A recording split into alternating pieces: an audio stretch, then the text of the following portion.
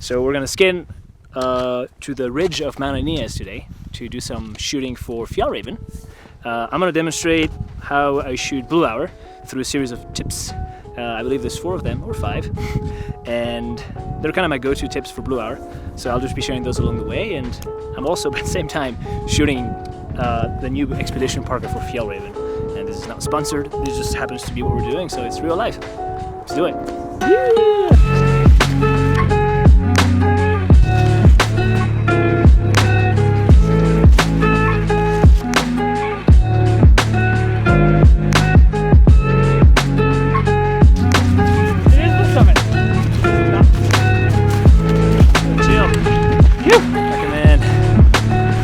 On top of Mount Aeneas. It's taken us about 1.5 hours and it's awesome. Barely any wind, bit of altitude. It's gonna be a cool sunset, kind of diffused. So I'm gonna start shooting some photos of these guys with the jackets and then wait for blue hour. That looks good, it's windy. Well, yeah, to get your hands up,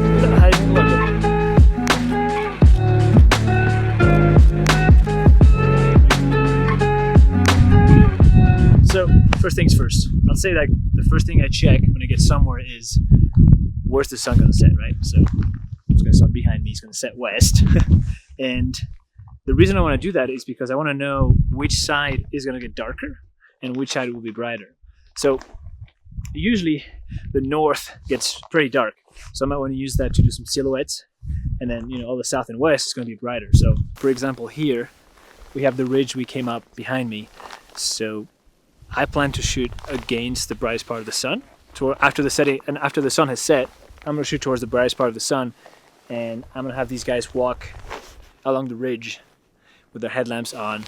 When the snow is gonna be all blue and you're gonna see the glow of the lights, and there's a nice leading line from the ridge. So in this case, I'm adapting myself to the ridge, right? The ridge goes this way, and I like to shoot above the ridge, usually not below, because it kind of mushes it up. From here it's more grand when you look from above, and that's where the sun is setting too, so it's like a bonus. Getting into the blue hour.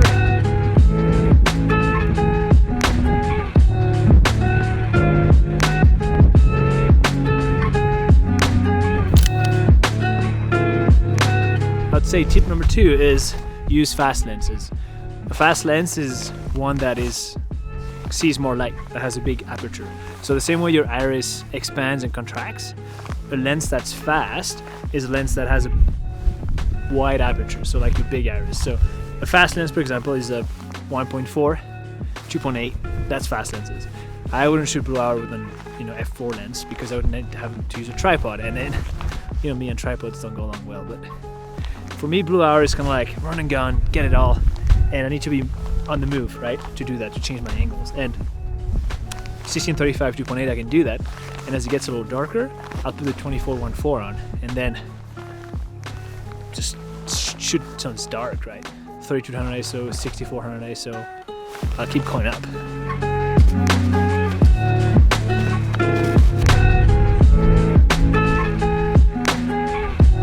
When it comes to color temperature, I shoot blue hour in 90% of the time on automatic white balance plus raw, right? So I can adjust my white balance in post-production. You probably know that, but some people who don't know that, it's fine to shoot in auto white balance and raw because you can correct it after. Light sources. It could be a big cloud that still has light from the sun even though it has set. It can be somebody's headlamp like Isaac's, or it can be the glowing light of a house or car headlamps. Just try to incorporate any sort of light source you want and play with that, because the nature of blue hour is that everything's blue. So if you add a light source that's white, yellow, red, it's just gonna give the second color. And if you even go for complementary colors, it's even better. But just try experimenting with a headlamp, for example, like I'm doing here.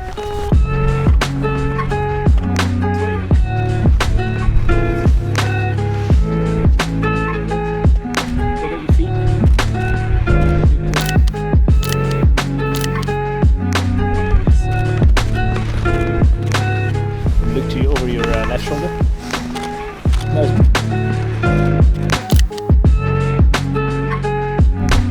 Oh, for me, Blue Hour is all about experimenting, right? It's a time where I don't have to commit to anything, so I can just try this, try that. It's where I take most risks, actually, is just by shooting at Blue Hour. It's sometimes my favorite fun, my favorite time to experiment. It's like, you know the day's over, you already got your shot, so here it's just like, anything goes. That's why I like to just keep moving between spot to spot.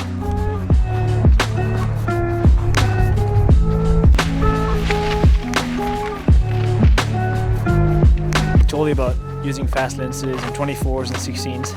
Well, some of the rules are meant to be broken.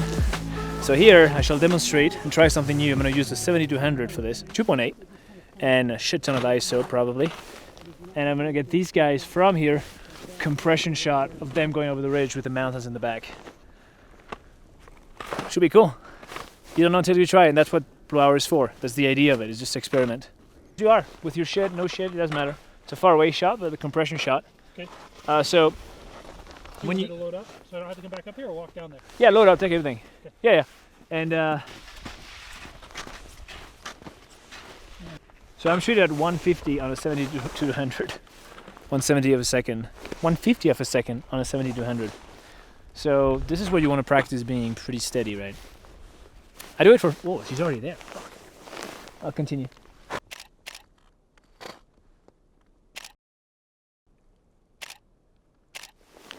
Hey guys, can you backtrack 10 feet? Yeah, stay. Just hold it. We're gonna wake up the bears.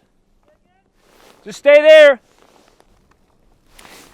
I like shooting a lot of frames when it's super dark, because some of them will be blurry, but some of them will be sharp, so get a lot of frames.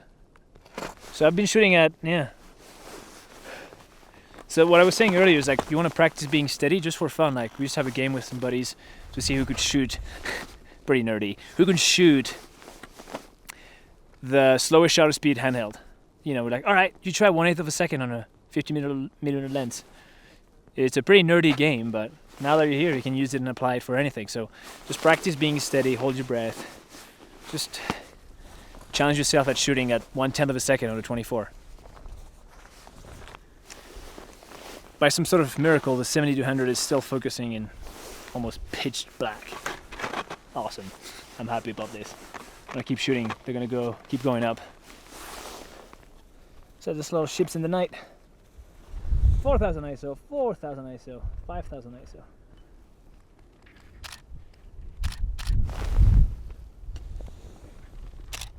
So I think I'm done.